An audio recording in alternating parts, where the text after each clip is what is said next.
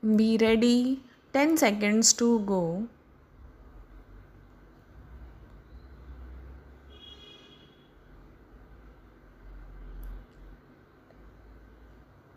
Start. Sir, we were expecting that this bill, which is before us and which has been passed by Rajya Sabha, would deal with some of the vital issues that are agitating the minds of the people and their living conditions also, but unfortunately, it does not do so.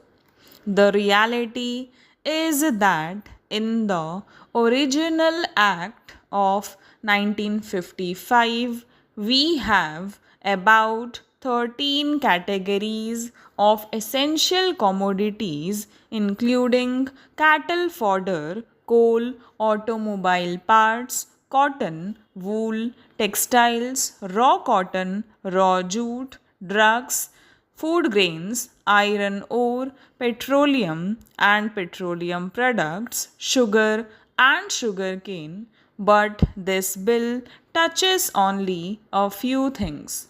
Here, the vital aspects are not even touched up.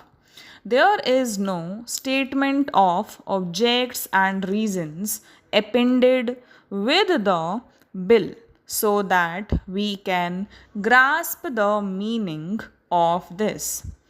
As far as this bill is concerned, it deals with some formality and technical matters only.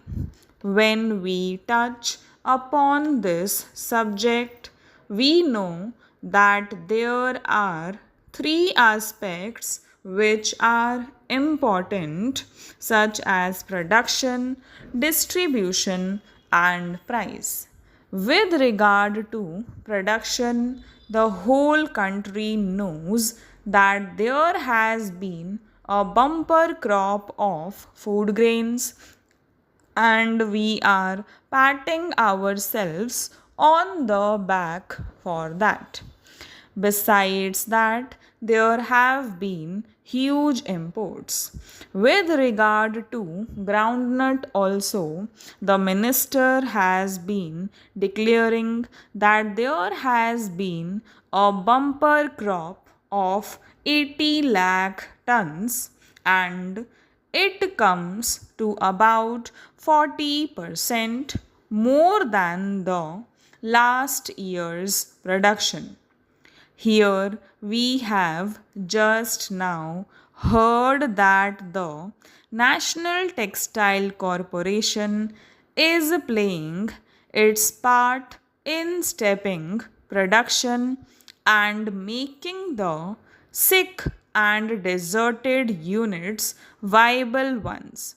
In such a situation, when there is production on such a huge scale, what is the factor that is hindering the proper distribution and check on price rise in our country?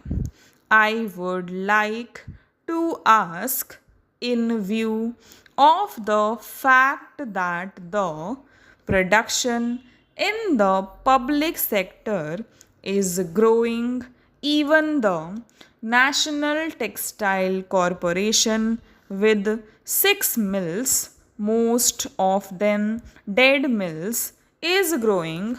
I would like to know about role of the private sector in the matter of textiles. We have been hearing that the private sector is resorting to lockouts and even retrenchment.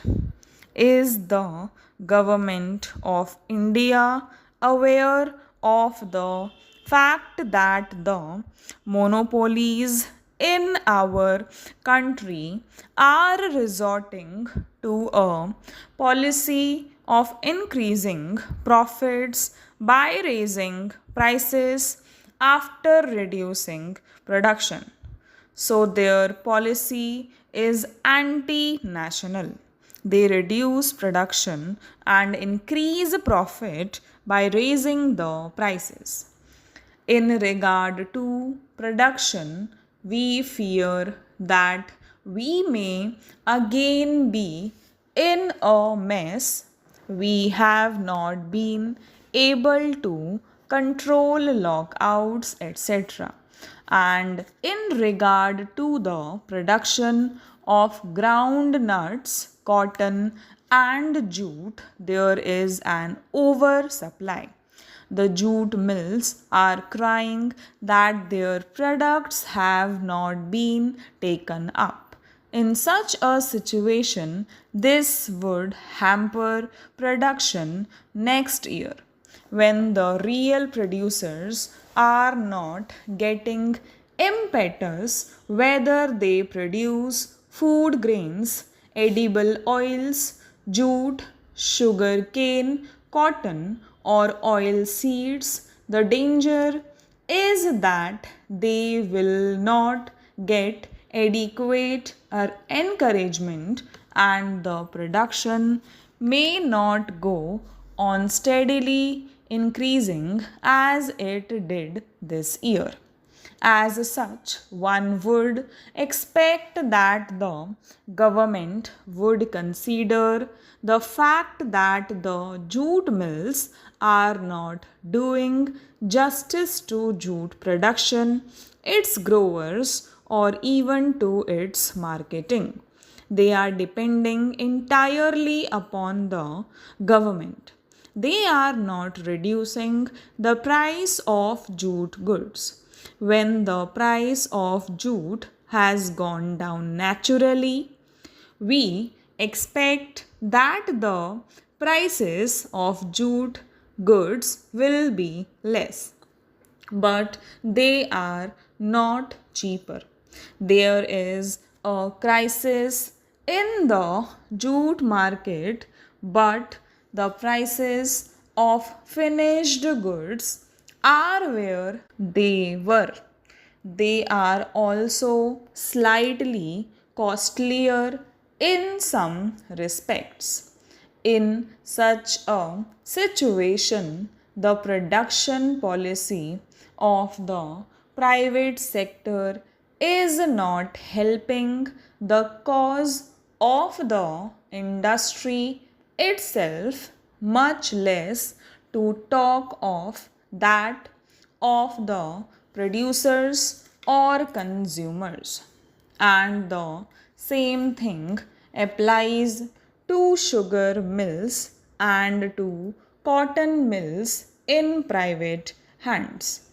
One would feel that the time has come when the government should take up courage to nationalize at least jute, cotton, and sugar mills in order to be in a stronger position and to have a strong hand over production and to have a steady increase in production in order to have proper distribution and reasonable prices.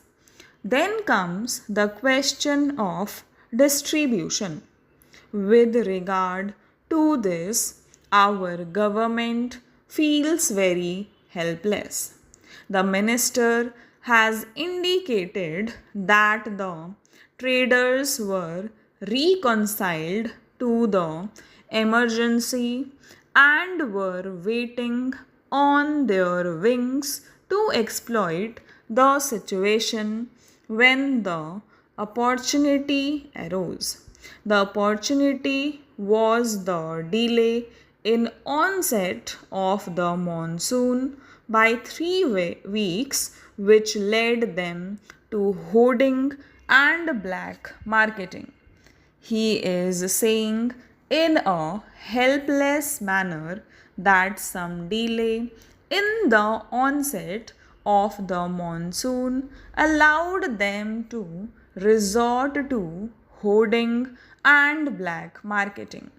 Therefore, they are committing these crimes at a time when there is a national emergency, when the government has more than adequate powers to control them. There should be a panel to deal with compilation of production data and identifying trends of significance and advising the government in time of need. Stop.